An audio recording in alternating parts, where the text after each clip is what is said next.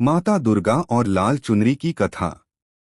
बहुत समय पहले की बात है।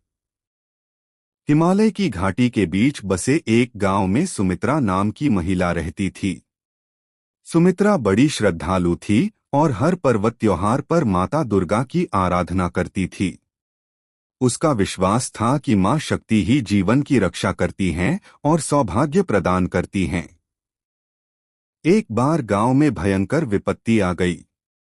फसलें सूख गईं, पशु बीमार पड़ गए और लोगों के घरों में दुख का अंधकार छा गया। गांव के लोग समाधान ढूंढ रहे थे।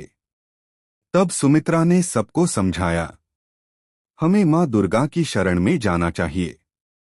वे ही हमें इस संकट से बचा सकती हैं। गांव की स्त्रियां और पुरुष मंदिर में इकट्ठे हुए। सबने माता दुर्गा के चरणों में फल, फूल और दीप अर्पित किए। लेकिन सुमित्रा के मन में विचार आया कि कुछ विशेष चढ़ाना चाहिए जो मां के स्वरूप और शक्ति का प्रतीक हो।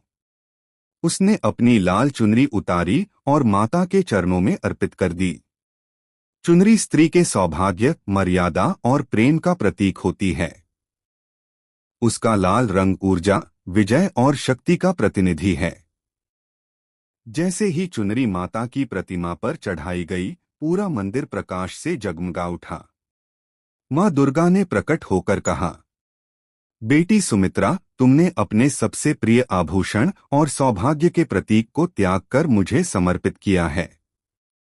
तुम्हारा यह भाव ही मेरे लिए सच्ची भक्ति है। यह लाल चुनरी तुम्हारे गांव से संकट दूर करेगी और यहां सुख समृद्धि लाएगी।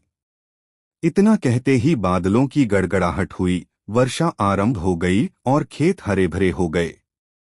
बीमार पशु स्वस्थ हो गए और गांव में खुशी लौट आई। उस दिन से यह परंपरा चली कि माता दुर्गा को लाल चुनरी चढ़ाने से उनका आशीर्वाद प्राप्त होता है। चुनरी न केवल स्त्री के सौभाग्य का प्रतीक है, बल्कि शक्ति, सम्मान और विजय का भी प्रतीक है।